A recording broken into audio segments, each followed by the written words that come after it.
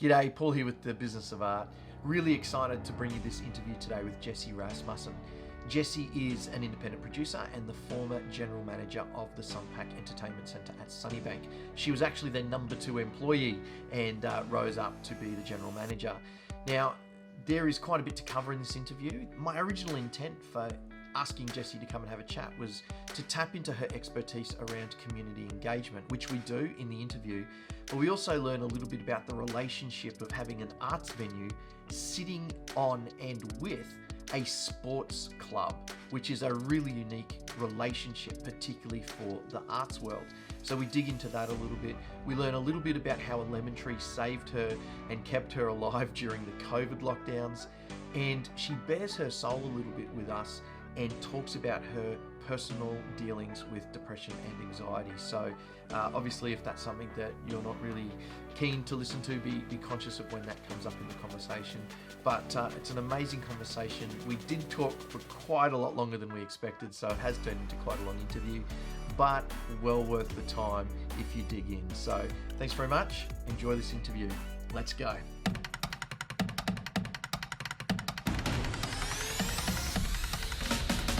Jessie, thank you for being here. My pleasure. Happy to have you here. I've been really excited about the opportunity to talk to you for a while. So give us the quick kind of rundown on how Jessie got where Jessie is. So what's the background? What's the history? What have you done work-wise? And what are you doing now? Okay, so take it back to Bundaberg, which is where I grew up. Bargara, actually, I should say. Lovely spot. Lovely spot. All my family is still there, have been there ever since I think they all migrated from Denmark or many years ago. So I grew up there and first came into contact with theatre through the Bundaberg Playhouse Theatre there and my school, Shalom College. And by experiencing and having some backstage sort of experience there is when I then eventually, when I finished school, moved to Brisbane and studied at QUT and did Bachelor of Fine Arts and Technical Productions. So I started my career out as a tech. Nice. Which is kind of funny because when I think about where I started to where I am now, it's been quite a different journey to what I was first expecting that I would go on. So then after doing tech for a little while and working some pretty horrendous hours, I thought, this is fun for a period of time. And then eventually I jumped into corporate jobs. So I started doing event management and relationship building for not-for-profit organisations like the Australian Institute of Company Directors, Institute of Management. So I worked with those for a number of years, doing events, putting on seminars, doing stuff like that. But a lot of that, which I didn't realise at the time, was connecting with communities and doing community engagement, building audiences. So all these things that I'd already kind of been trained in, I was doing them but in a different sort of sphere.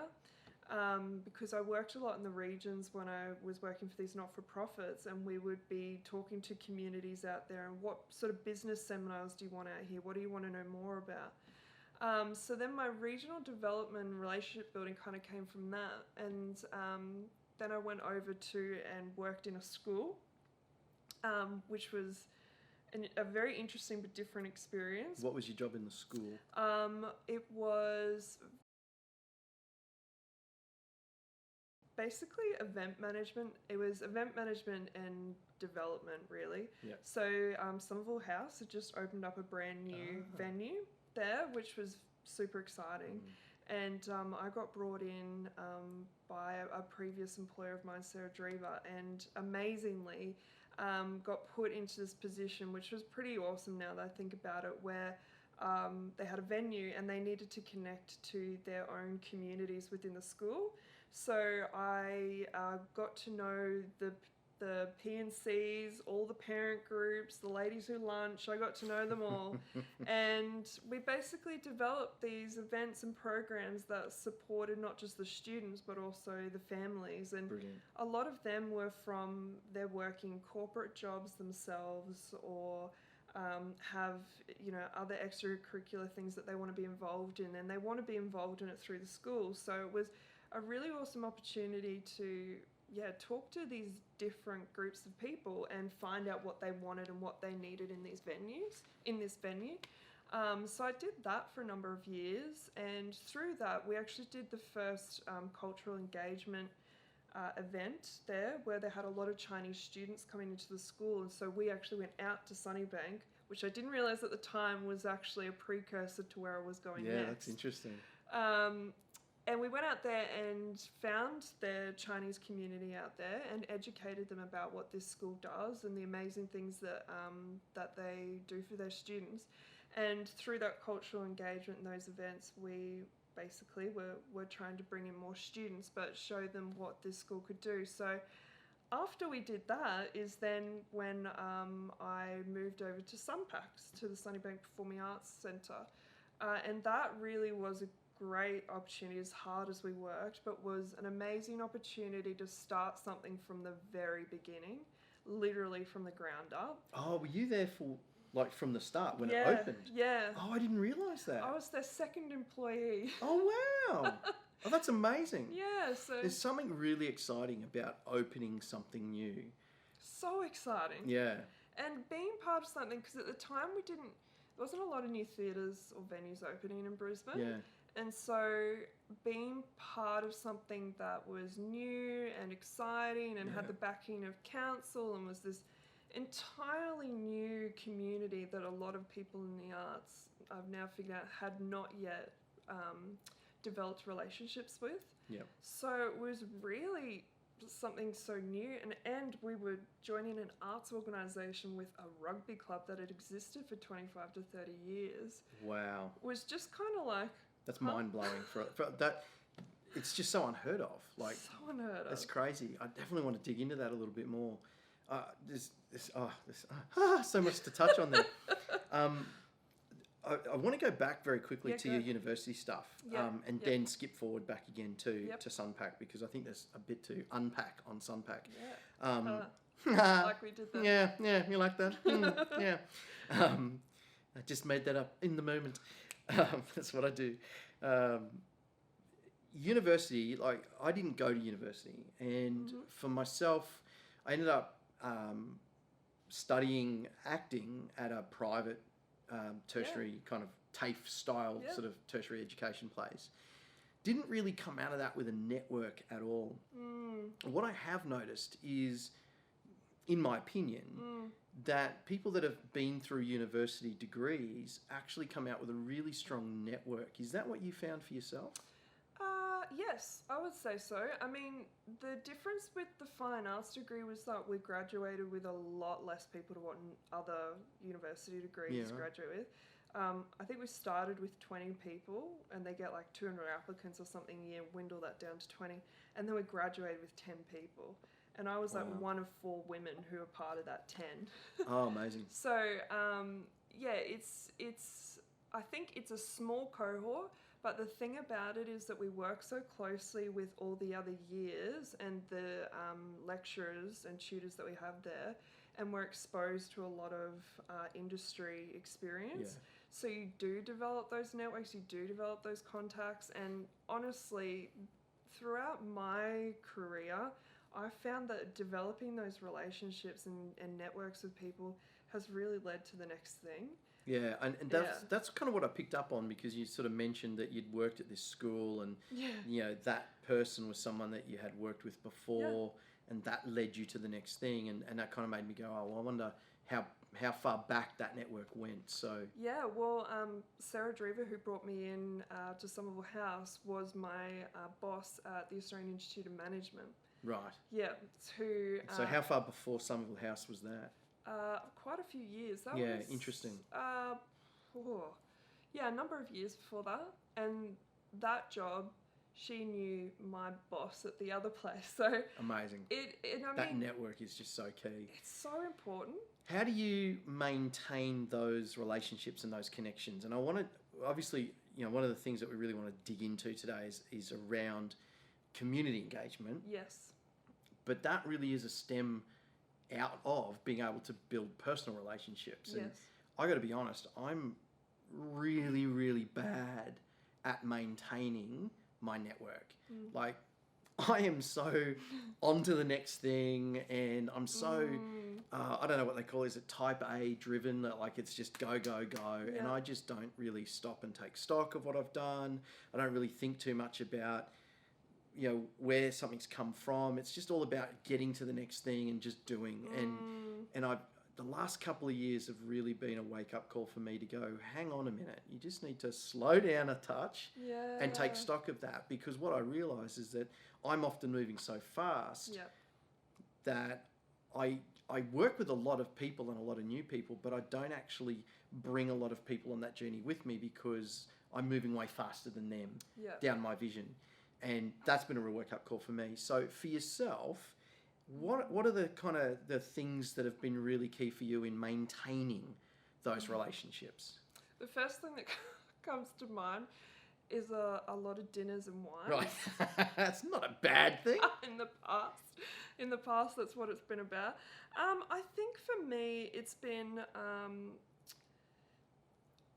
look, I went to a lot of networking events in the past. Like when I was in my early 20s, a lot of networking events. And it was networking events that I was creating for communities. Yep. Or it could have been networking events that the organisation I was a part of was putting on. Those were really good because it meant then that I could meet other people and their networks, because really, I remember, and I know we'll get to this eventually, but when I was working out at SUNPAC, there was something that they used to say that your relationships are like the blood that's going through you. It's like veins that come out, like you've got one artery, but out of that artery comes all these different veins. It's like the different relationships that stem off and how important it is, because really for them it's, not for them, but for a lot of communities and cultures, it is to do with your networks. Yeah. In fact, particularly a lot in the communities that we worked with out at SUNPAC, it was all about who you knew. I worked back in my retail days. I was a department manager at the Sunnybank Kmart. Oh, I've been there so many times. Too many times. So I was really exposed to the particularly strong Asian cultures that are around that place then, and I see very, very similar kind of threads in what you're saying. From my time, I was the training manager at the Aboriginal Centre for Performing Arts in Brisbane for a bunch of years. I didn't know that. So I started there as an course coordinator and a teacher, and then moved into being the office manager, and then over a course of years, we just, there was a couple of us in there that were really building things, and I ended up becoming the training manager. And probably one of the biggest, strongest takeaways from that time was the connection to community that those students had. And when you talking when they were talking to other students or friends or relatives, it was always about whose family line it was, and they knew the heritage and the history of the family lines, and that it really struck a chord with me, particularly because I don't really know much about my heritage, my history. I know my grandfather on my mother's side, my grandmother on my father's side, but the other two grandparents were dead before I ever was around, and so, and they never really talked about their history, so my knowledge stops there. And yet these students, they know their family history, and they know the family history of so many other bloodlines, and it was just amazing, so amazing to see. And is that similar sort of cultural thing? That is something that over my time working out at SUNPAC, I was fascinated. I became so, fascinated and interested in, identity, this can go into like a whole other part, but it made me realize, one, like who is an Australian? I mean, really, who is Australian? Interesting. Two is I loved the celebrations of the different communities that would come into our venue. And like you said, a lot of the time they might even be third generation that have been born in Australia, their families, so third generation migrants, and they still celebrate the same wonderful cultural activities that they would have in their own country over here in Australia, even though their parents were maybe born in Australia and they were born in Australia, Yeah. and they would consider themselves, which they are, Australian, Yeah. and yet they know exactly why they're celebrating it, and they have that sense of identity. Although I do appreciate the fact that it can be difficult because they are dancing between two things there, where they, for instance, maybe Chinese, but they're also Australian and trying to work out what that is. But I really loved how that their family and their community all came together and celebrated the same thing. And it did make me do a little bit of my own self-reflection and go, well, where did I come from? And what are the things that my family celebrate? And it kind of did take me down an interesting identity path, where then I wanted to know more about, like, where did my family come from in Denmark and how did they get here, and those sorts of things. And just because I experienced so much of that out being amongst all these different communities. Yeah. But there's also a sense there that communities can adopt you as well. Absolutely, yeah. My brother was adopted by an Indigenous community in the Northern Territory. I love that. Yeah, he was a teacher up there and did a lot of work up there, and they loved him, and so he was kind of brought in, which was amazing to hear. He great guy, but yeah, I think it's just the community connection that you see in some cultures is just amazing. So let's leapfrog then to SUNPAC. Yep. So there was a rugby league club there first. Is that what it was? Yep, rugby club there so first. How did it come to be then a theatre venue or an event venue? What was it classed as? What's SUNPAC classed as? So it's a performing arts centre. Okay, performing arts centre. So how did it come to be that a performing arts centre was built on this football club? So basically, this is so many things that I didn't know until I went there. The land is owned by council. The building is owned by the club. Interesting. Yep. So the Sunnybank Rugby Club. Dragons, by the way. Sunnybank Dragons, shout out. So they have the land there, and when they were going through renovation, they had this space, and basically it was in the Lord Mayor's electorate at the time, Graham Quirk, and he had a vision to build a performing arts centre, also a venue that all these cultural groups would have the opportunity to bring their own food in, and be able to celebrate their different festivities under the one roof. Awesome. So the club basically said, well, we've got this land, we need to do a lease. Council said, great, let's come together. So they met each other, I think, half and half with a bit of dollars, and built this amazing performing arts centre on the same land that the rugby club exists on. And it became this amazing amalgamation of... The cool thing about it was that you could have the rugby club next door, which was a totally different demographic. Yep. Then out on the turf outside, the rugby club would be training, or maybe their juniors are training out there for a game that's coming up. Then we would have maybe a show happening inside the theatre that night. And then over at the furthest fields on the other rugby club, they might be playing a game. So it's like this whole precinct, plus they did also have the netball club up the top as well. So, and a cricket club across from there as well. Yep. So it was this massive precinct of sports, and then arts was really the new kid on the block that came in.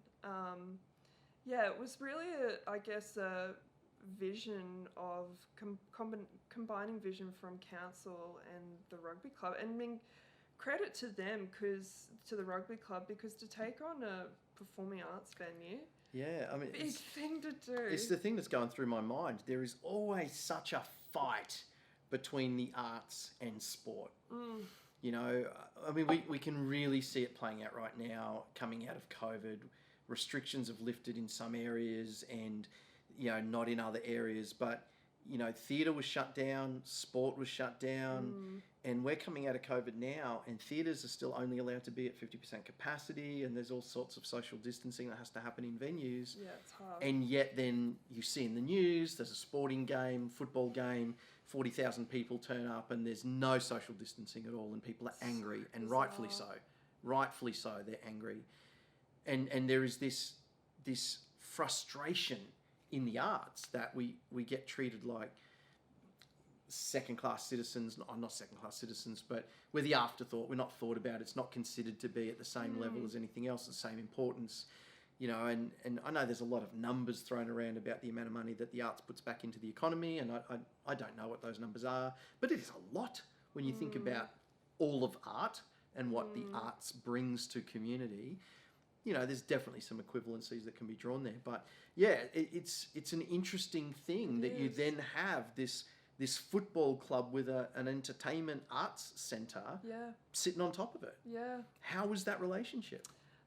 Look, I would say in the beginning it was hard. I'm not in a personal way, but in the way of something that's been established for 25 to 30 years, and then taking on an arts organisation that had their own board. So the club had their own board, and SUNPAC have their own boards, still have their own boards.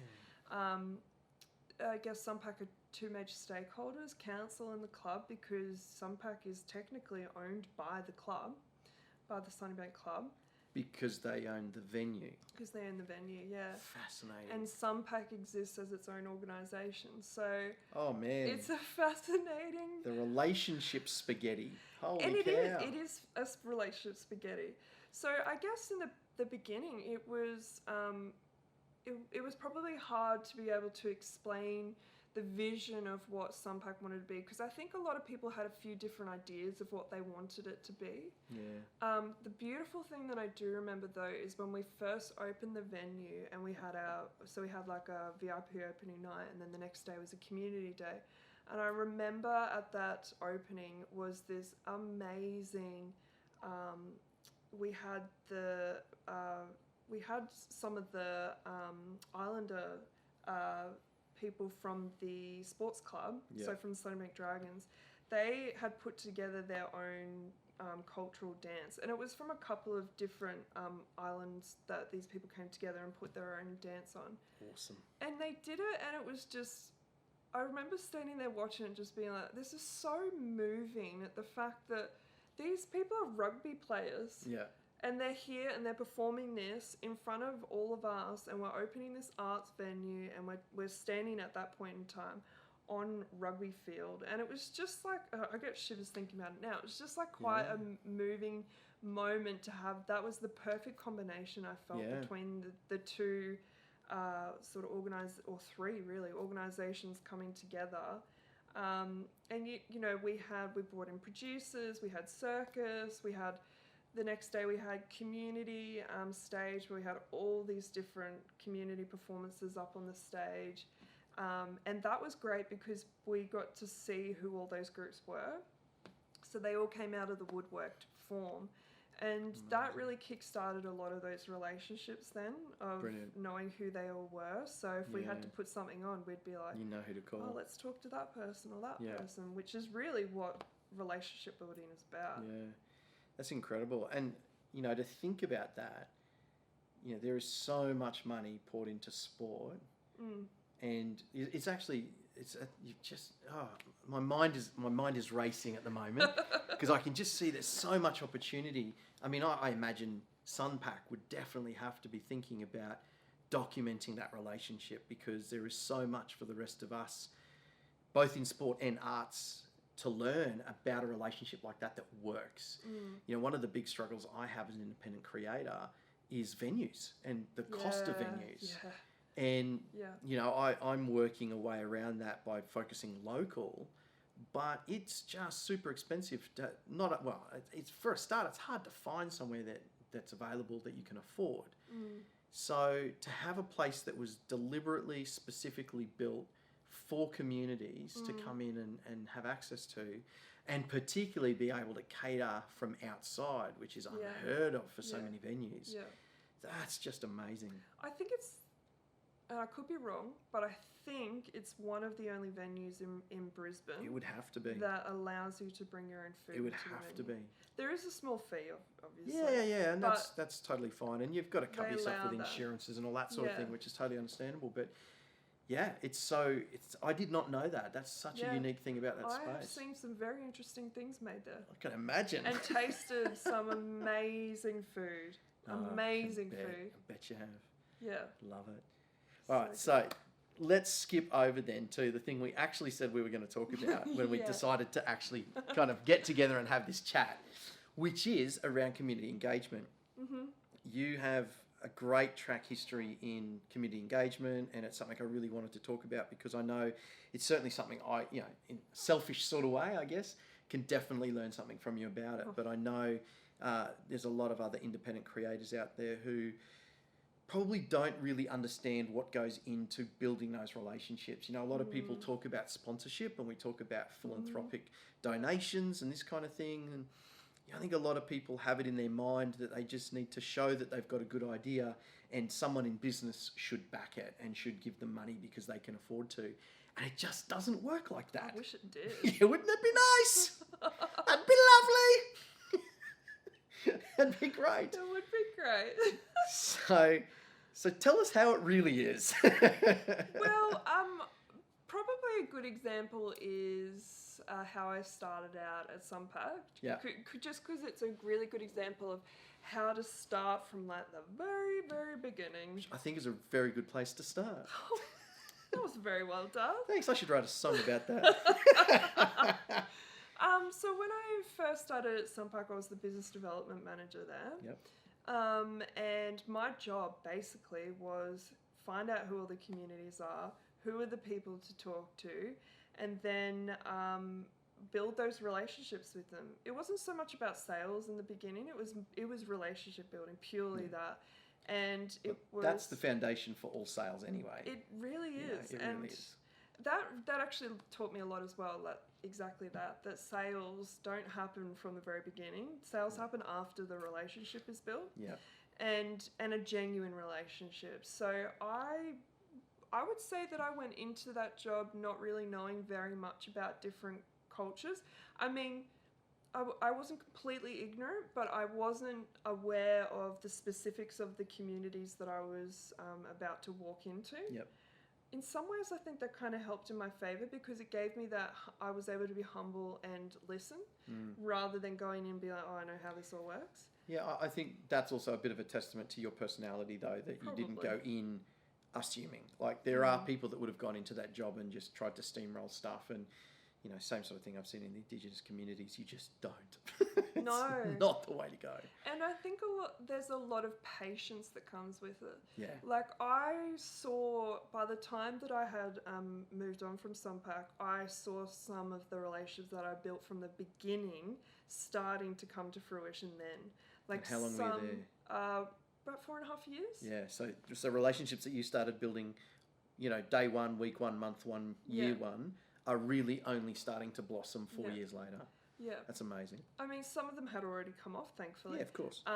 But particularly what I found in a lot of Asian cultures, and particularly in Chinese culture, was that be patient and genuinely get to know people, and you need to establish yourself as part of that community, and to establish yourself as somebody who has something of value, because really you're walking into this community and saying, hey guys, come and check out SUNPAC, we're the best in this area, and then they'll be like, I don't really know, where did you come from, who are you, what's going on here? It's really about going out to them and what do you want? What do you want to see in the theatre? You mentioned a couple of different community groups that you were really engaging with out at SUNPAC. So who was it? You had the Chinese community, Islamic community? Yep, the Taiwanese community, the Indian community, and the Islamic communities are broken down into a lot of different cultural groups. But as a whole, as a religious whole, they have their own sort of religious calendar, like Ramadan and Eid that they all celebrate. Yep. So there was probably like 5 major cultural communities out there that we worked with. Plus all the sub-communities within those communities. So that's right. Lots, really. A lot. Yeah. So you were really looking to engage those community groups to come in, put events on at SUNPAC? Is that really kind of what your purpose in engaging with them was for? It was to try and bring that kind of cultural community event stuff into the centre? Was that? Yeah, it's twofold really. One was definitely to bring those cultural festivities into the venue, because that's what the venue was created for, so that they could have their Eid celebrations there, or we had the Lord Mayor's Ramadan dinner then numerous times every year. Wow. But then that would then result in people hosting their weddings there, or hosting their baby showers there, or things like that. Really? Oh yeah, we had a big Greek baby shower there one time. Wow. Massive. It was huge. Or baby naming ceremonies and things like that. And then so that was one part of it, but then the second part was brand awareness. They now know that SUNPAC exists. Hey, look, we've got all these shows on that we'd love you to come and see. We've got these kids' performances and holiday workshops and things that we're holding. So then they would know that that was part of it as well, and they can get cultural experiences out of that. Yeah. So there's two things I want to ask you about. One of them is about how to start engaging those communities. But I guess there's an interesting question about this whole idea of, well, you're going out to engage community, but it's really just so that you can build up an audience that's going to come and spend money at your venue. How does that correlate? How do you justify it being called community engagement when really it's about building an audience to come and spend money at the venue? I guess because it's twofold. It's not just about wanting them to spend money there. That's really a great byproduct of the community engagement as far as revenue is concerned, because obviously you're a business, you have to make money. But really for me, and maybe this is why I was in the job, was because it wasn't so much about the dollars for me as much as it was, well, having someone bring their cultural experience to SUNPAC and having them and their community have an amazing time and have this great celebration. We made it everything we could. That was what I got great satisfaction out of, not so much how many dollars did they spend. So if somebody brought a cultural event from their community to SUNPAC, did you guys promote that cultural event as well, so that it brought more people from their community in? Is that it really depends depended. on what it was? Yeah, I mean, sometimes it was a public event, and yes, we would promote it. Other times it was more of a closed door sort of private function. And in those situations, it was, you are the ones who are selling to your community. You know your community best.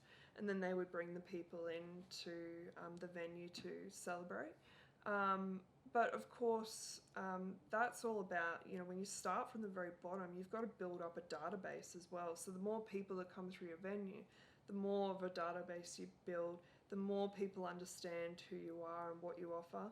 But really, at the end of the day, venues exist for the communities that they operate in.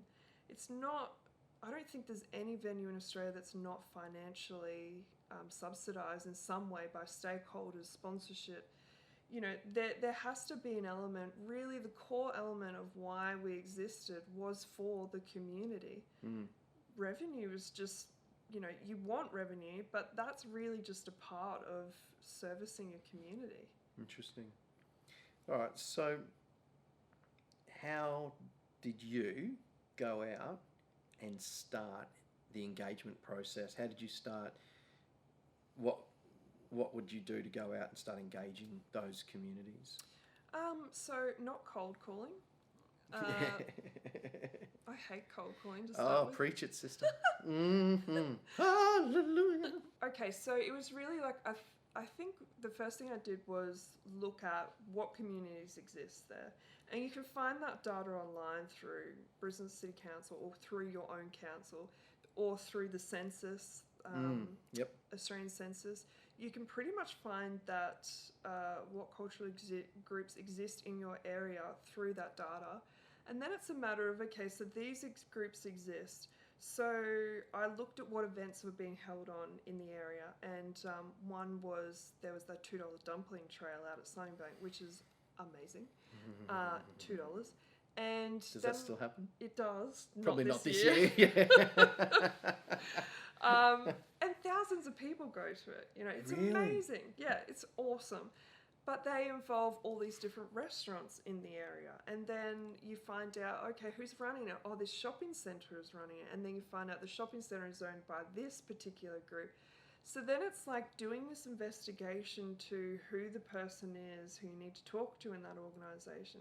So that's what I did. I did that investigation and then found it was this person. So then I went to that person and said, look, we're SUNPAC, we have this venue, and I didn't go to her and just say, I want all your information. I humbled myself because really you are the person who holds the contacts into this area, and I'd love to know more about that. So it was about developing a relationship, talking to them like they are the person who holds the information so they know that I'm going to value their time. But it's also about giving them something in return. Like, is there a partnership that we can work together? Does SUNPAC as a venue have something that we can give to you and vice versa? Or we are just down the road from each other? And that generally then sparks up people's interest because they go, okay, well, there is a conversation to be had here. Maybe there is something that can come out of this. I think that's really interesting.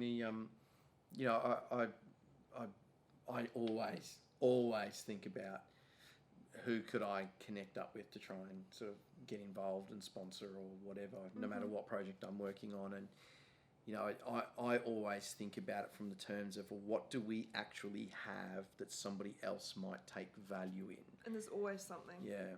And it has to be the way that you do it, and I'll always go out and try and offer that, first to try and set up that sense of reciprocity. Yeah. It sounds like that's the same sort of thing that you were doing as, they've got something that you want / need, but you've definitely got something that could be of value to them. And so you just, throwing it out and seeing if they're interested. Yeah. It's really that simple. Basically it is. And then just being really genuine about it. I think taking a lot of your assumptions of what you think that they know about you or what you think you know about them and just throw that out the door.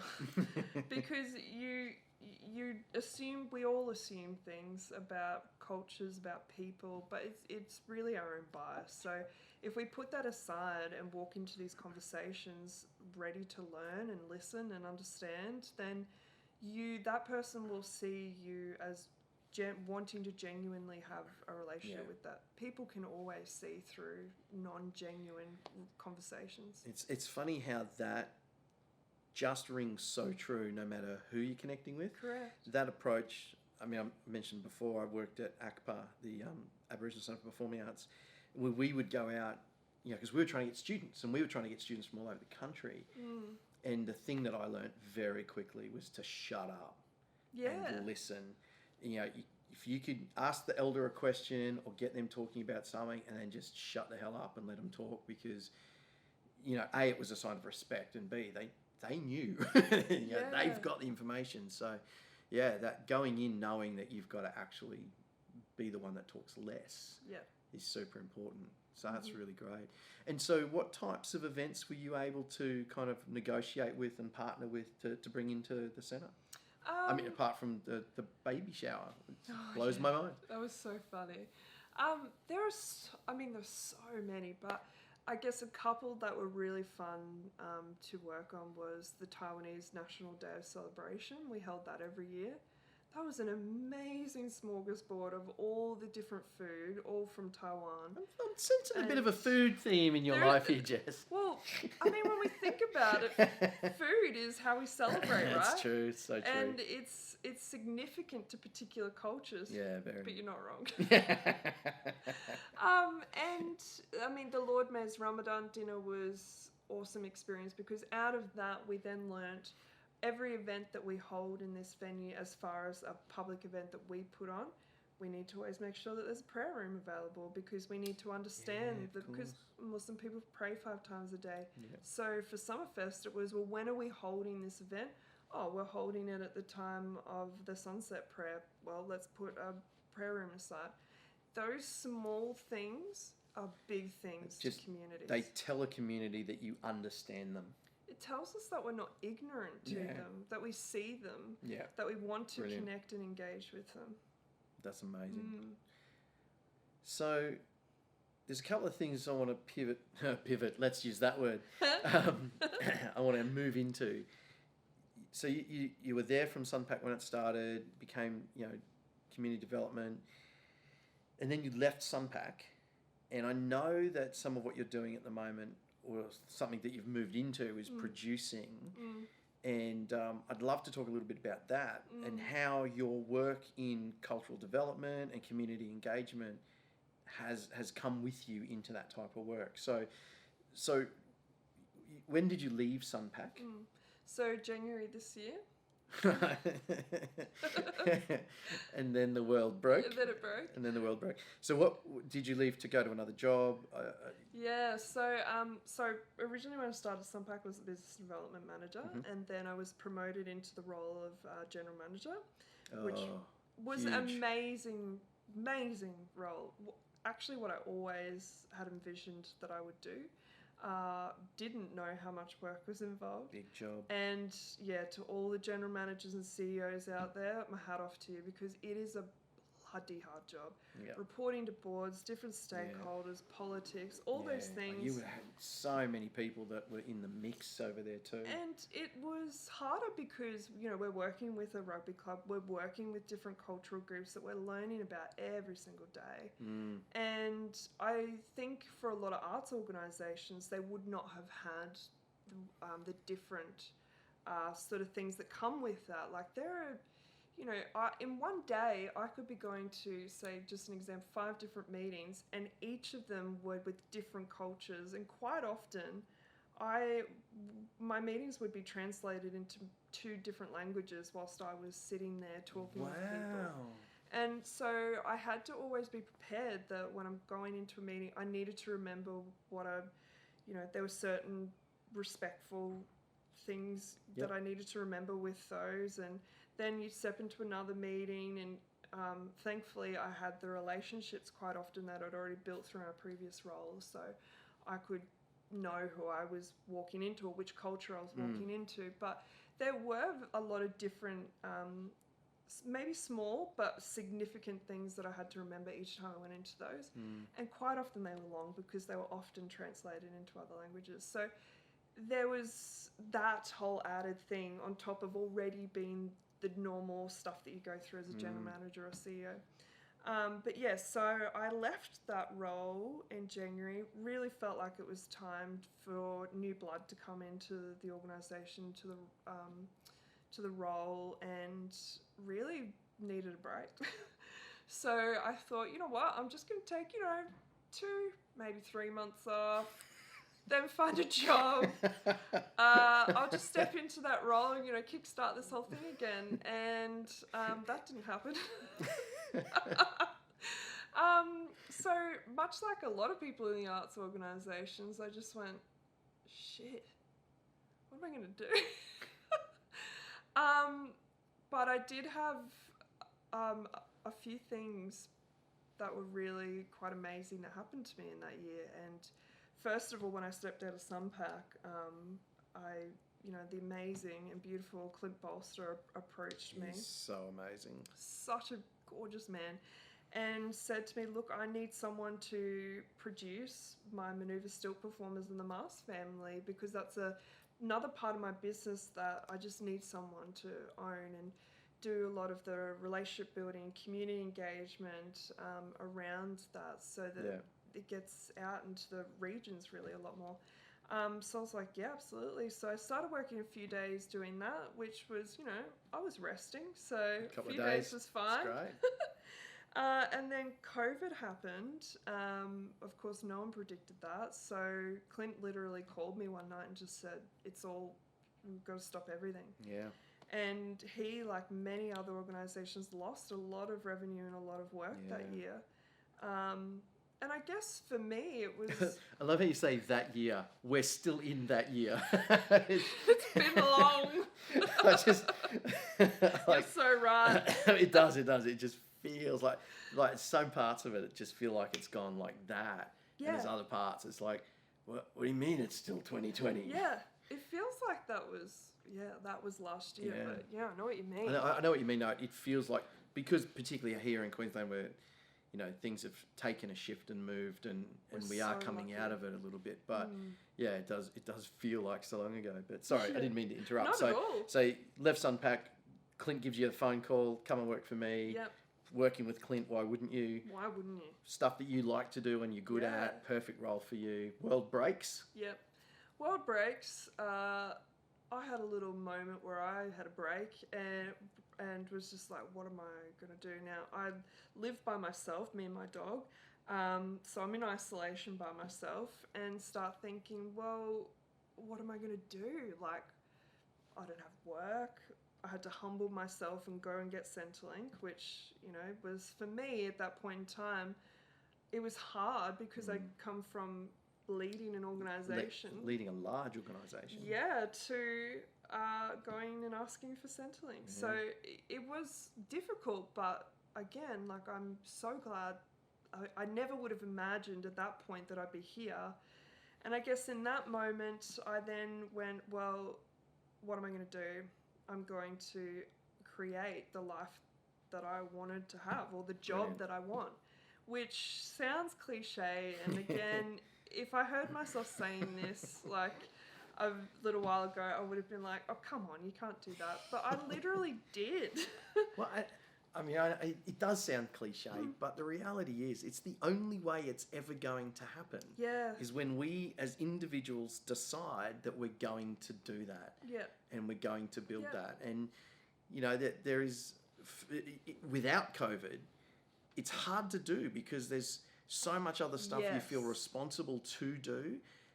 And being able to do that means you have to say no to so much stuff so that you can Yes. focus on doing that thing. And in normal circumstances, that's hard. You know, I guess, you know, in one sense, it makes it a little easier when everything Yeah. breaks and you're not doing anything. But I applaud you. I think it's amazing that you took that stance and that you went that way. I mean, we both know lots of people this year that have been hit really hard because, you know, what do you do Yeah. when all of your work dries up? Yeah. All of it. And you there's know? nothing to fall back on. Like, I think a lot of other industries probably forget that in the arts, it's not like it's not like, well, okay, that dries up, I'll go find something else and do that. That's not how it works. Like, there's No. nothing to fall back on to.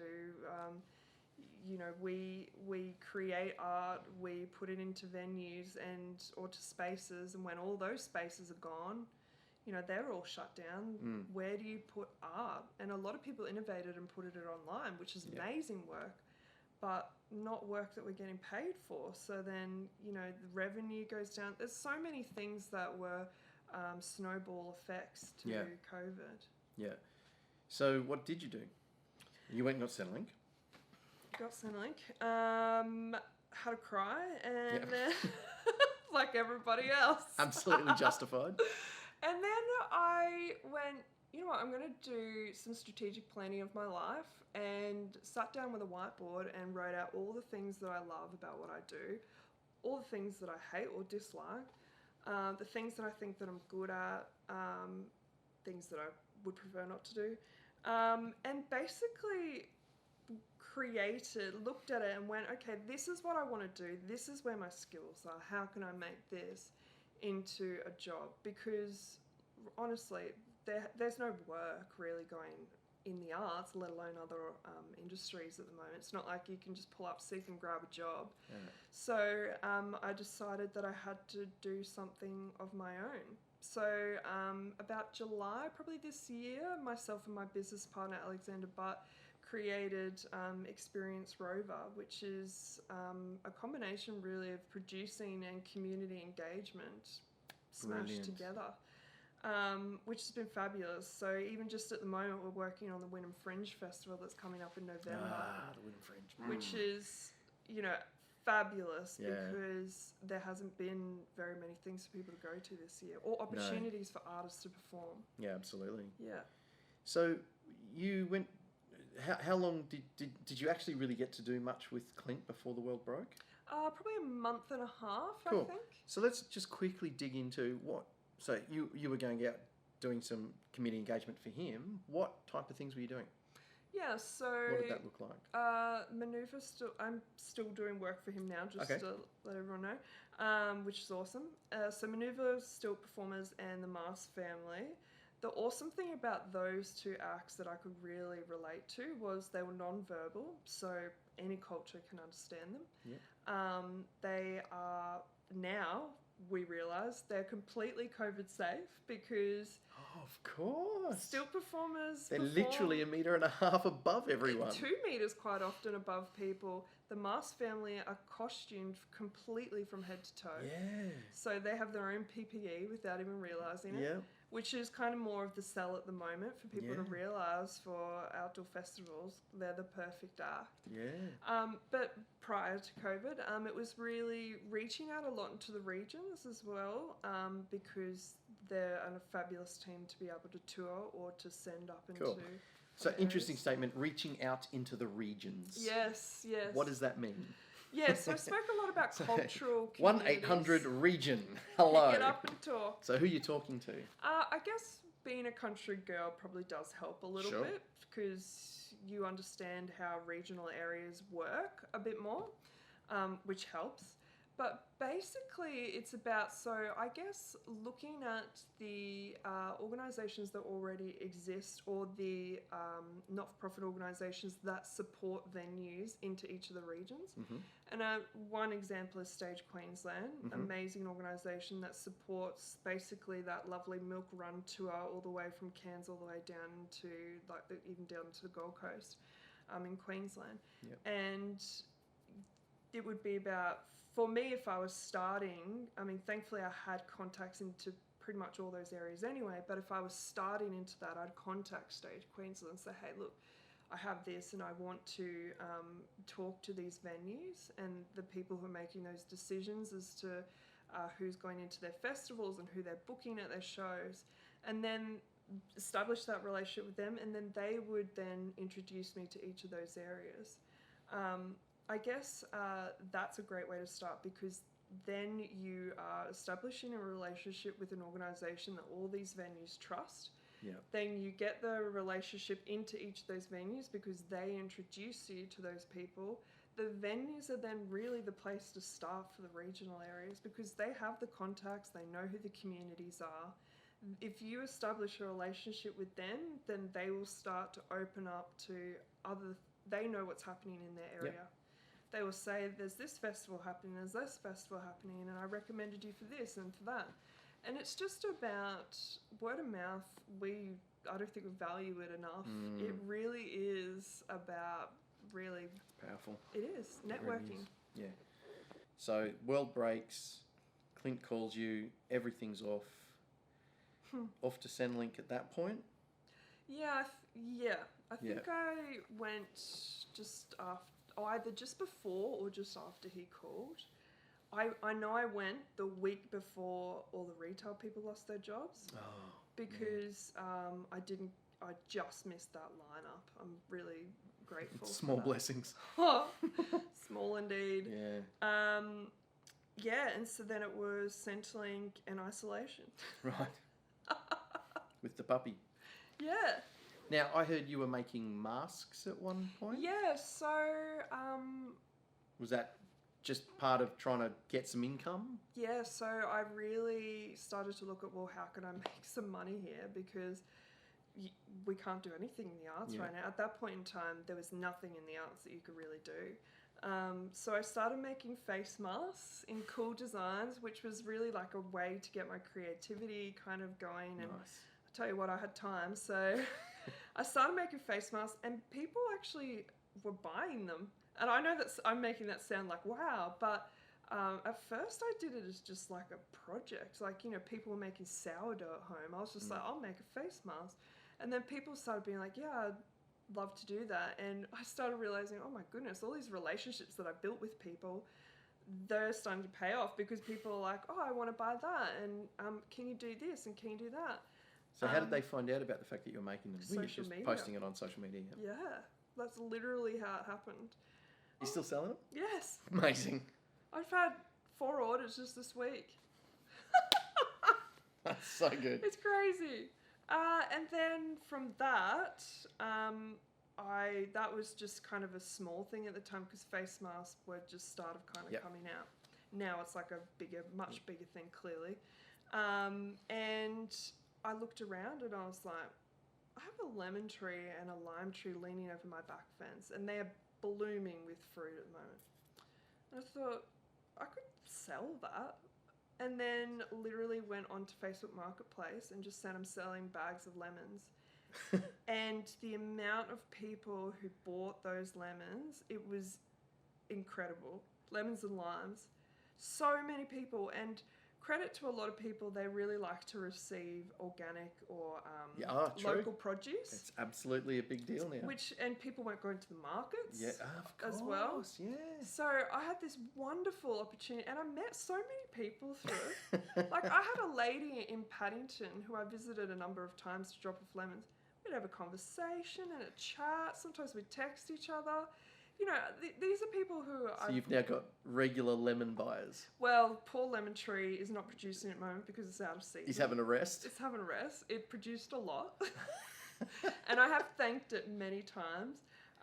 But from that lemon tree just came this snowball of opportunities where I was supplying lemons and limes, and then one day someone asked me if I could supply lemon branches for their baby shower because they're having a Amalfi Coast theme and they needed lemons. And is this someone that had previously bought lemons? No, they just saw my post on Marketplace. Are you serious? And contacted me. Wow. And then through that, I dropped them off to the venue. I met the event coordinator, and then her and I had a great chat, and we developed a relationship. And then she asked me what else. This is then over a bit of time. She asked what else I'm doing. I said, well, I've just started a business called Experience Rover. She said, oh, well, we want to run festivals and events in our car park. Would you come in and have a chat to us about that? So then it led to this other business opportunity, and we were just like, the lemon tree was just like, it just kept giving. So it's now become this like common joke amongst my friends and my business partner, where it's like the lemon tree gives again. Lemon tree, wow. Yeah. Literally, life gave you lemons. And it was about looking at the opportunities that were around and just one step at a time, because I didn't intend to make a lot of money out of it, but I tell you what, it was a saving grace during that time. It really did. It's a big tree? It was a pretty big tree, yeah. Or is, sorry, it still Is a big exists. tree, still alive. Not telling you where, but it still exists. That's amazing.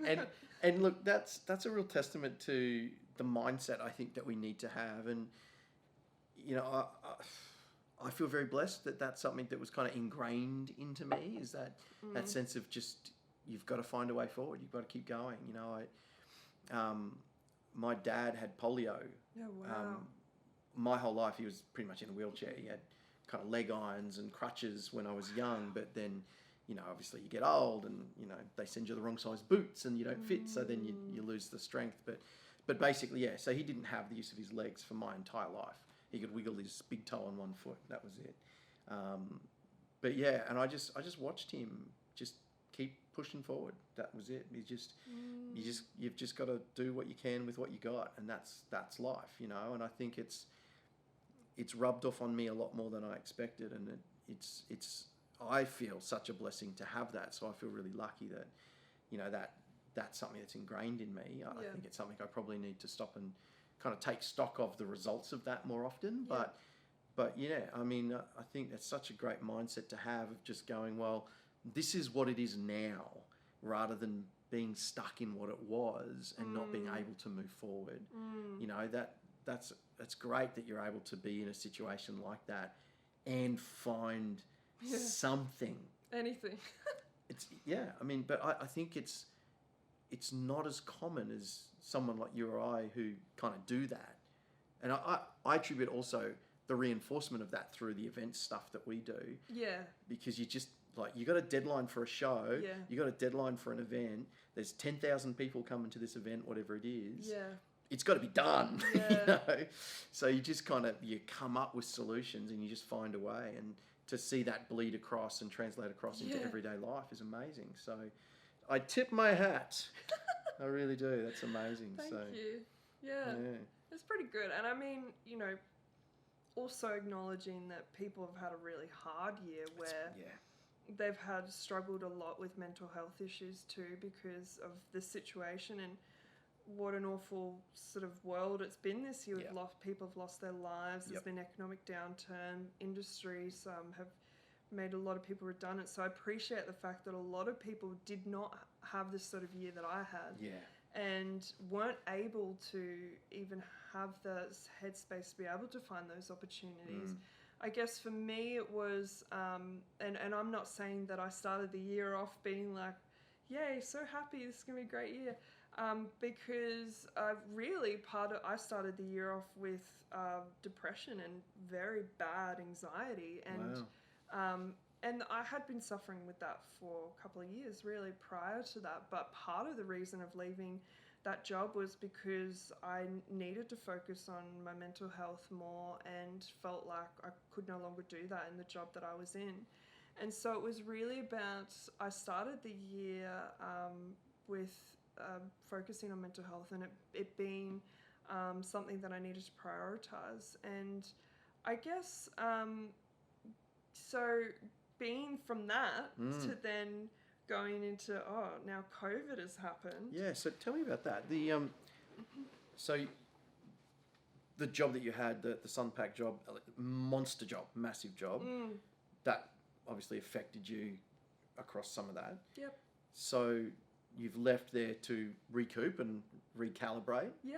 So beginning of the year, tougher than I realised. I didn't know that. Thank you for sharing that. It's amazing that you're comfortable enough to share that, which is great. Absolutely. So that was the state of mind that you were in at the beginning of the year, and then COVID. Yeah. So how did that impact where you were at with all of that? I guess I'm grateful at the fact that it didn't hit in January because, and mostly because I was able to have probably like a month and a half before COVID actually happened from the time that I'd left my job. That I had the sort of resting sort of period. But when COVID happened and I realised that I was no longer going to be able to find a job, it was a big blow because I had been in a position that was of probably importance in the industry, I guess, but was also a job that I loved that job and I loved doing what I was doing. But it just wasn't sustainable for me anymore. And making that decision to leave and then making the decision to pull myself out of how I felt about COVID, because I changed my mindset to be, well, there's nothing I can do about this.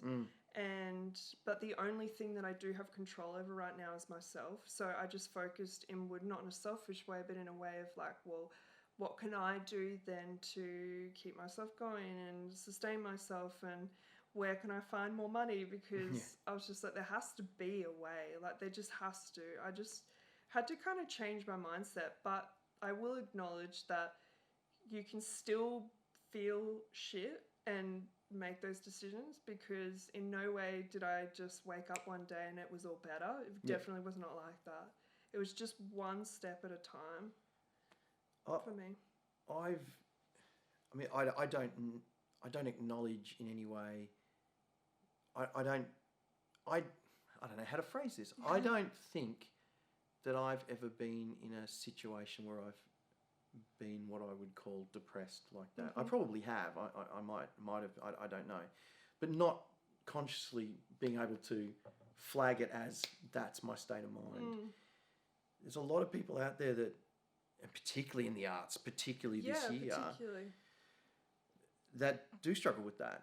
You know, I know a lot of actor friends who have anxiety that struggle with this kind of situation in their lives. So for someone like yourself that you've got that, you were dealing with that, how did you kind of change that mindset? Yeah, so, and this is my own personal experience because I know that everybody has a different experience to it. I had wonderful family support. I had a great amount of friends around me, and probably have become even better friends with those people even through this experience. And I had a fabulous doctor. Thankfully, for me, for my journey, it was to start on medication, and the medication really helped me because of the state that I was in. That I needed that medication to be able to pull me back up, and I saw it as a way of, if I'm sick, I'm going to take medication to get better. For me, that's how I viewed this situation. So you're able to see it as something that was like a sickness? Yes, eventually. In the beginning, was figuring out what it was because I'd never experienced depression before. So what were the effects of it that kind of flagged for you as something that you needed to take note of? People around me had mentioned things very cleverly, like they weren't being hurtful about it, but they had mentioned things to me, which was then makes you think, oh, maybe that isn't quite not normal behaviour, but maybe that's a concerning behaviour. One big thing for me was I just remember being so tired, like I remember getting up and going to work, and it's actually amazing when I think about it that I could still go to work, because I don't know what drove me to do that, but it just did. Was waking up in the morning, not being able to get out of bed. Like, I totally understand now when people say they have depression, they can't get out of bed. It is legit real. And then going to work and just being a completely different person. So the person I was at home to the person I was at work were two different people. In what way? Because I was suffering with depression, I would be a bubbly, exciting, so you overcompensated fun, for it at work. Yeah, person at work. So whenever I was around people, you had no idea.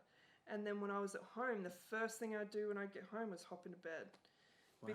Because I was exhausted. Well, exhausted from maintaining that all day as well, I would imagine. Plus the stress of the environment that I was working in, plus the fact that I had depression. Yeah. So it was suppressing. Which adds to the stress of the job and... Yeah, it's all compounds. Yeah. Yeah, and I mean, that was one big thing that I remember because that was significant. And, you know, it's not so much about, like, crying every day. That's not really... For me, that wasn't it. I mean, obviously, there were moments. During that time that I was suffering with depression, I had 2 family members pass away. So one who had a brain aneurysm, and then 2 months later, my uncle had serious mental health issues and committed suicide. So that moment for me, realising what he did and what my family went through was quite an eye-opener for me, because I realised I had been at a state at one point in time where I had considered that as a way out. And I remember seeing what had happened to him and my family and being like, I'm so glad I didn't do that. Like, seeing the repercussions of it at the time when you're going through it, it just seems like a normal thing to do. Right. Like, it doesn't even faze you. You just think, well, that's just legitimately the way that I should get out of this situation. It's just a simple solution. Like, it's so amazing. Like, we don't understand enough about our brains, I don't think.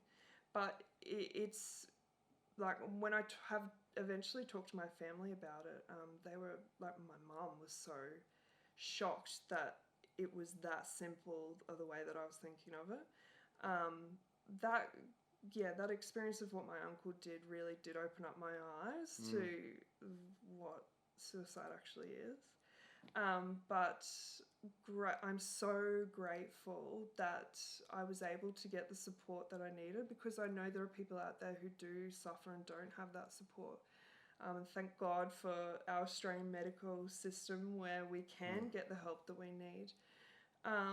But yeah, really going through that process of having that support, like, I never would have imagined that being in that moment where I never imagined that I would be where I am now. And I'm so grateful that I pushed through out of that. Yeah. And I think that's the biggest takeaway. And I know that people who, when you're suffering with depression, you hear other people say that, and they say, you just got to get through it. You think, oh, that's never going to happen. But I honestly can say that it will get better. Like, it does get better. Like, it's so hard at the time, and you're so pushing through, and every day is a battle. But honestly, when I just think about that and now, it's night and day. How much of your ability to push through that do you attribute to having people that you could talk to about where you were at?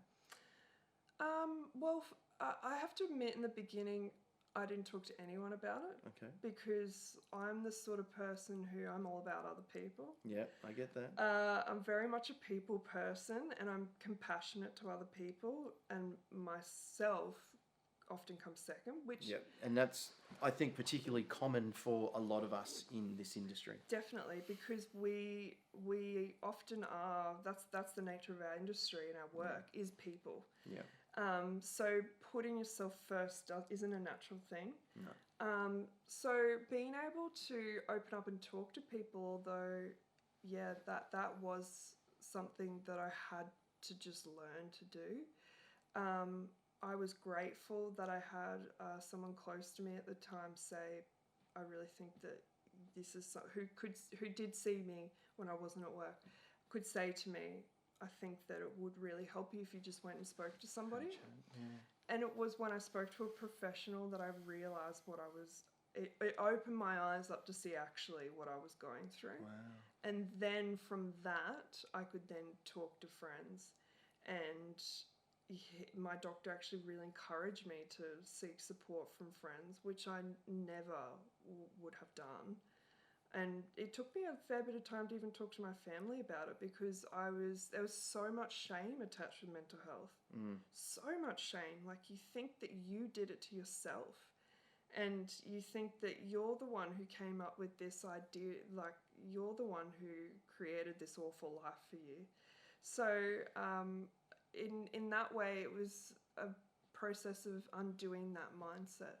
And knowing the service mindset that you're talking about, that a lot of us in this industry have, I'm guessing, because I'm not in the situation, but I'm guessing there's also a reluctance to talk about it because of that sense of, I'm going to burden somebody else with this as well. Yeah. Would that be true? Yeah, absolutely.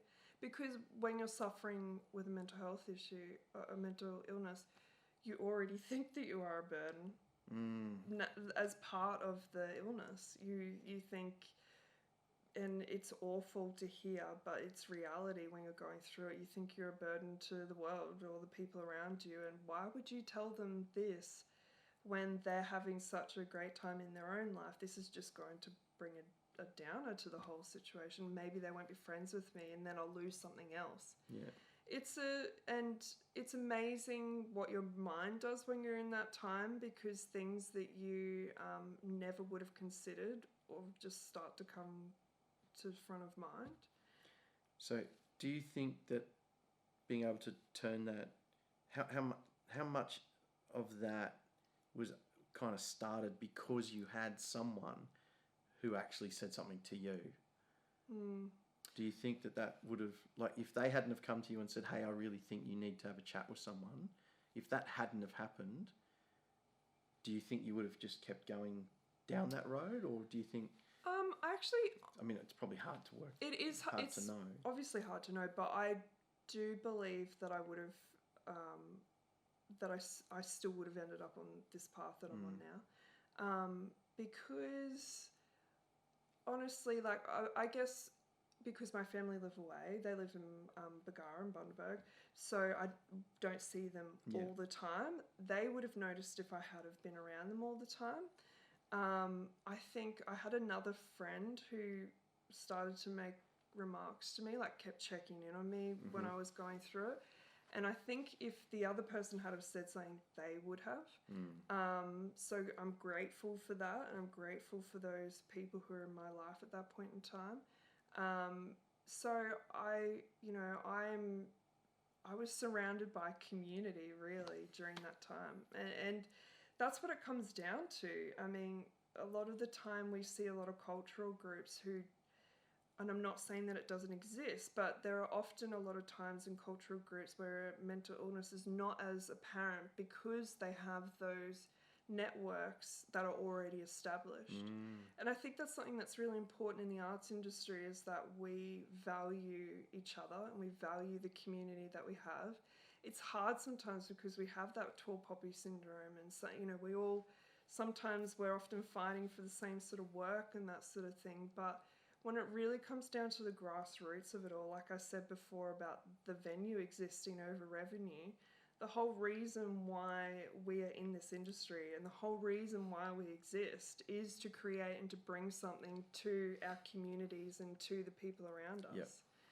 It is so easy to fall into that mindset that, you know, we are fighting for the same part or the same gig or whatever. I feel very lucky that I don't ever feel that, you know. I honestly believe that I live by an abundance mindset, and I know that there is room for us all to win. And it might not be in the same way, it might not be in the same place, it might not be in the same level or dollar value or whatever, but there is room enough for us all to win, but it's your definition of what winning is. Agreed. You know, and for me, it's about being happy and having enough to sustain myself. I don't need to be a millionaire. I'd like to be. Let's be honest. But there is enough out there for us. But I think, you know, this all kind of comes together. I mean, it's really the whole thing that I started these conversations about was because there is some stuff that happens in business and marketing and sales that helps people pay their money for something that somebody else has. Yeah.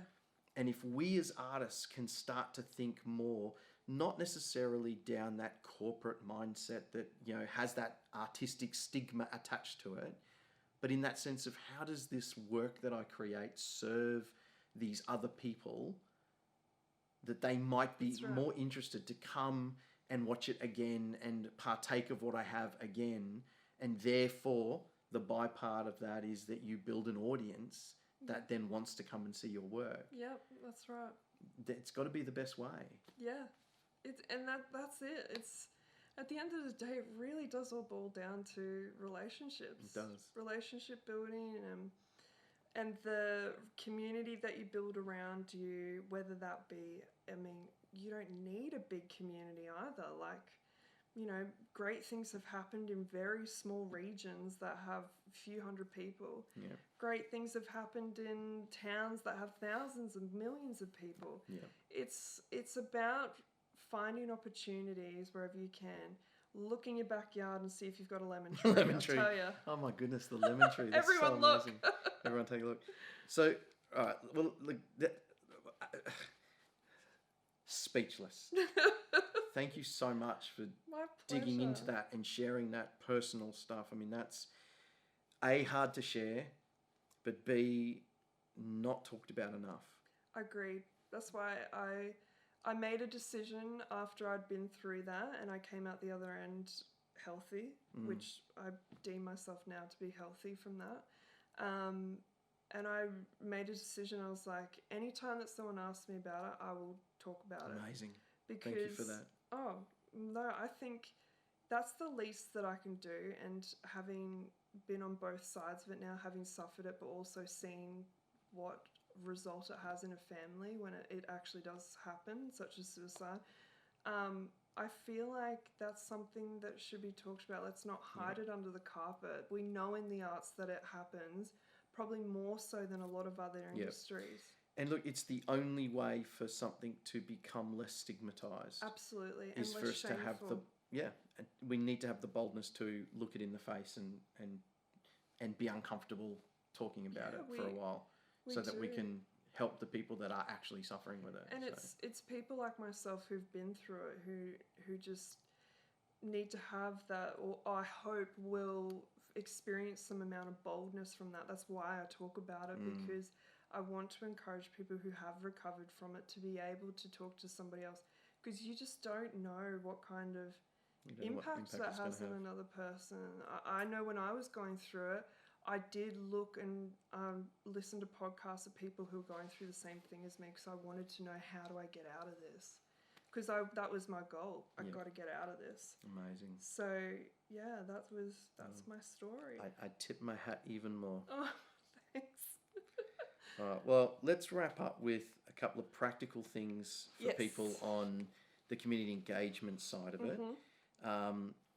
If you were, well, you are now, an indie back out in the field. So What's three ways that somebody who is indie creator, someone who's out there making their own shows or creating their own work or looking to build an audience, engage with community, trying to grow the thing that they're doing, what are three practical things that they could do to start building that relationship with their community? Okay, so probably one would be find who your community leaders are, and you'll be like, how do I find them? Do what I was saying before about the investigation. What events are happening in your area? There's always celebration and events in every community, and it doesn't have to be, you don't have to be in a specifically hugely cultural area for there to be festivities. There is always festivities. That's what we do as humans. Yep. Do that. So find what those are, do the investigation, who organises them. Because if they are already established, I can bet you that they have contacts into who the communities and the people are in that area. And from that, then find out who the community leaders are, particularly if they're cultural groups, because that's what drives the cultural groups. There's often leaders within those who people go to for advice or information. They're the people that you want to make really friends with, and be genuine. Really be genuine. If that means that you have to put your ego aside a couple of times a week to go talk to these people, I tell you, they will see through you if you have ego and if you're not genuine. So go in there with the idea that I'm not going in there to sell something. I'm going in there to meet with these people and establish a relationship. And if the byproduct out of that is that they come to my show or they come and see what I'm doing, then that's amazing. But I think the first point of call should be, let's start a relationship, see what we can do to help each other out. Yeah. I want to dig in a little bit more to something that you just said, and it kind of harkens back a little bit to something you said earlier about, when you're going out to these community groups, and I'm guessing, certainly in my experience, my mindset is the same, that it's the same if you're trying to connect with businesses to get sponsorship and that sort of thing. If I've just got a show, what do I have to offer? Yeah. If it's that sense of, a lot of people out there will be going, well, I've got a show and I want them, ultimately, really, I just want them to buy tickets. Yeah. What am I offering? We all do. Yeah. Please. But, if we're talking about going out and creating a sense of reciprocity and a value exchange, which is something I'm very passionate about, what is it that we're offering? What do we have to give in that exchange? Yeah. So I always think there is something. Like, I've been in the position also where we look at it and we go, I don't have anything I can give. When I was first started at SUNPAC, we were literally starting in the dirt. In the dirt. Like, I walked into a construction site, like it was nothing. But there's always something. And I mean, I'll use this as an example because we were just speaking about it, but say you've got a show and there's an element in it that might be focusing on mental health. And then you've done your research and you see that there's an event and they put it on and it is also focusing on mental health. And it might be just an element of your show that is doing that, but you can go to these people and say, hey, look, I know your focus is on mental health. My show has it has a focus on mental health as well. What can we do to support each other? Like, maybe there's an opportunity here where I can showcase some of my performance or my show at your particular event, or vice versa. It might just be contacts that you get out of it, or it might be another opportunity that leads to it. And I would say also to not be afraid if they say no. Like, that might not be the year for them to say yes. It might be another year, but how do you then get them to? How do you give them that opportunity, or for them to remember you when it comes to the next year? Do you go and approach them again? But I've always thought of keep maintaining that relationship with them, like keep touch pointing with them, invite them to things. Like, you might say, hey, look, I've got this show coming up. Here's 2 tickets. Would love you to come along. Not many people say no to free tickets. So they'll come along, they see your product. It's about getting people to see your product too. Great. And I like that. So it's thinking about ways that you can invest in the relationship. Yes. As opposed to just getting them to buy tickets. So giving them free tickets to shows, but finding what is of value to them. Apart from that, what else could someone do? If you're talking about maintaining contact over 12 months to hopefully sort of see what might come about in 12 months' time for the next year's festival, what are the sort of things that you're talking about? What are you looking for? Always buy them coffee. Ah. I always think whenever I'm going to somebody for advice or something that I value that I would love to find out from them, I always go in with the mentality of they shouldn't be paying for coffee. I should be paying for that because I have taken your time and I value that. But for what you're talking about, how do you maintain that relationship, say, over 12 months or so? And, you know, I had a lot of experience with that at SUNPAC where sometimes it wasn't 12 months, sometimes it was 2 to 4 years. Yeah, the cycle on some of that stuff's huge. Yeah, and particularly in quite a few cultural groups, particularly how the way that Chinese people do business is that it's slow. It is not a fast turnaround. And I kind of love that because it's like intentional living. It's like this, you have to intentionally build on that relationship over a number of years before you reap an outcome. Quite often it's a pretty awesome outcome because you have invested that time in that development and you have become part of their community, really. But how you maintain that over 12 months is really about when you have opportunities to invite people to something, always remember to invite them to that event. I know that there were many times at SUNPAC where we would have events that were open to the public. Well, I would be talking to that person and say, hey, we've got this event's happening. We're not hosting it, but it's open to the public. I'm going to be there. Would love you to come along with me. Invite them with you. Like, don't send them a ticket. To be your guest. Yes. Yeah, don't brilliant. send them a ticket and then not be there on the day. Like, that does not show a relationship. Yeah. I would say to them, I have a ticket and I would like you to be my guest and come along to this event. And then that way, they're at the event with you. Hopefully they say yes. Generally they do. Then they're at the event with you. You have such an opportunity then to talk to them. And it doesn't have to be about business. You can start that conversation up about how was your weekend. But you will find opportunities in that conversation they'll be like, what do you do? Oh, well, this is what I do. What are you working on? This is what I'm working on. And it comes quite naturally to people, I think, to find opportunities for each other. Not very often do people go, oh, I don't want anything to do with that. And if they really don't want anything to do with it, they're not going to come along to the show with you. They won't turn up. So somebody who's taken the effort to accept your invitation is willing to have that conversation with you. And then throughout the year, it's just about keeping in touch. Sometimes I would just send an email out to somebody who I've had recent contact with, or I'd invite them to coffee. Quite often I invited people to coffee at the venue and would just be like, come have a coffee with me. I just want to hear what you're doing. I want to hear what you are doing at the moment. That's so key. Yeah. That's so key. And I think that's the bit of the conversation that we miss. And it's something for me, I got to keep remembering because, you know, we do want to ultimately lead to this outcome that involves them giving us money or support. Yeah. But people love to talk about themselves. It's like dating. It is. There's a dating rule. So dating tip number 1 from Jessie Rasmussen is? You do not. I don't have dating tips. I'm single, so clearly they're not going well. Let's veer away from that very quickly. So I think there's some really great practical stuff in there. Look, we probably need to wrap this up. We've probably been talking for a lot longer than we expected to. But yeah.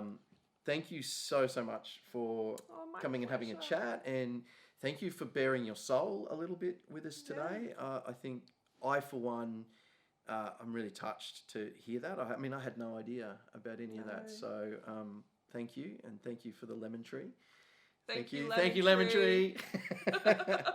But I really appreciate you being here. I would definitely love to get you to come back and talk again. Yeah. And just because there's a few other things that I'd love to just dig into with you about the work that you do and some of your time around what you do in the industry. So, but it's been a great chat. Thank you so much for coming out. Thank you for inviting me. Oh, my pleasure. So good. Yeah, no, it's been great, and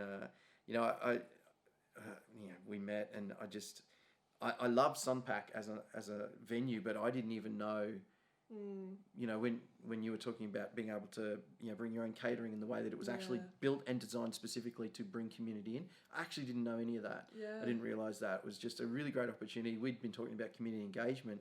I know that's something that people are really interested in learning how to do better. I thought, what a great opportunity to chat, but we've gotten so much more today. So thank you so much for being here, and I look forward to the next chat. Yes, me too. There we go. Great interview with Jessie. Thanks so much for sticking around this long. If you did, well, if you didn't see this message anyway, so that doesn't really matter. If you got something out of this, give it a like. Of course, subscribe to the channel if you haven't already. And if you want to get in touch with Jessie, there are links in the description below where you can do that. So thanks very much, and I'll see you on the next video.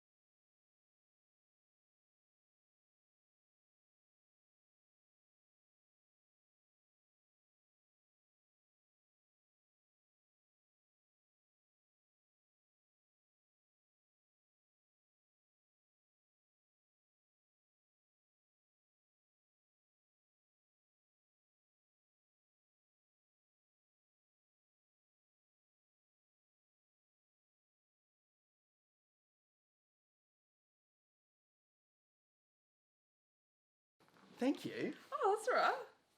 You're easy to talk to. Thank You you. have some really good questions too. I just like to make people tell me things. Yeah, the way that you talk and the way that you ask the questions is very comfortable. Good. Yeah, it's good. I was just thinking when you were talking to me, I was like, oh, you're a really good person to have as a podcaster. Thank you. This is going to be. Yeah. I'm hoping kind of.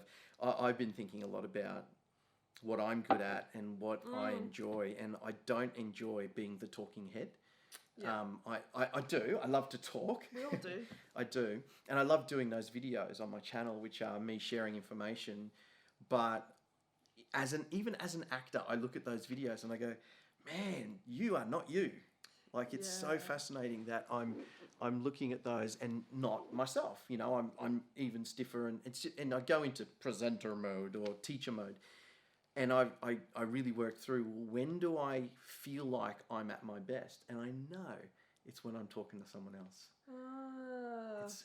And I went, well, let me not necessarily be the presenter of the information all the time. Let me start to really focus on being the curator of other people's information. I like being, the curator, And so that's what I'm really trying to start to build things up around the channel. And not so much go, hey, here's my marketing advice. Here's marketing advice from Dean Jackson, who is the guy that invented the landing page. Let's talk about what he talks about. Yeah. And here's some advice from Mike McAllowitz, who teaches us how to actually handle our money as an entrepreneur. Yeah. Let's talk about that. As opposed to me going, I've got it all worked out, which is what I'm scared that it might come across as, because I don't. I don't feel that way. Like, I don't feel like... You don't feel like I've got it all worked out? That came across wrong.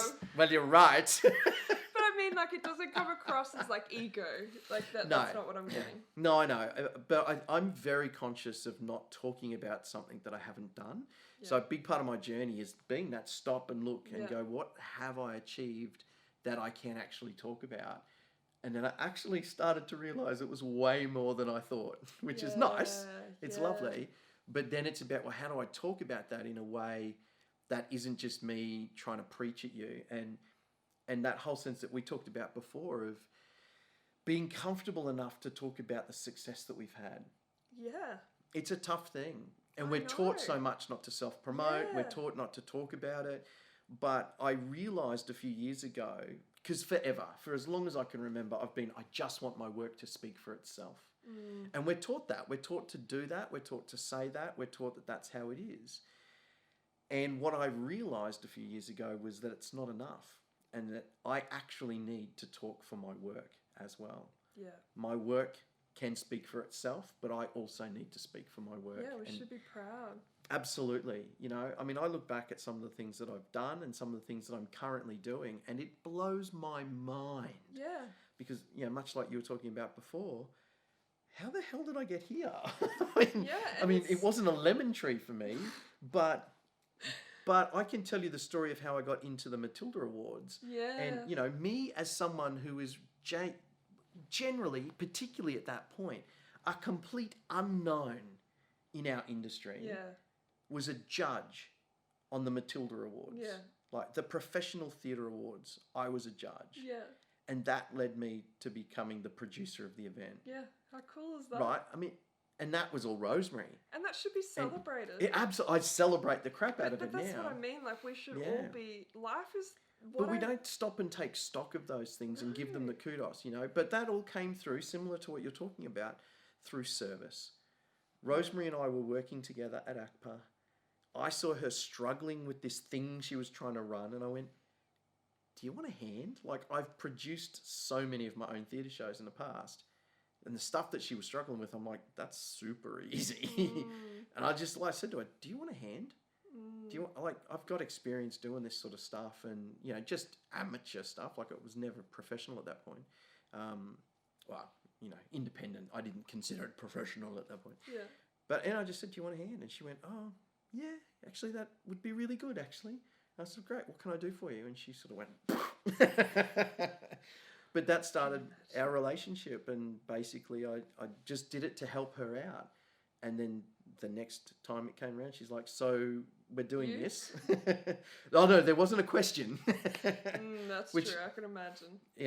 And that's what started it. And then she got me onto the judging panel because she thought that and because she said this to me, she thought I had a really great way to look at things when it came to theatre and kind of Yeah. breaking it down.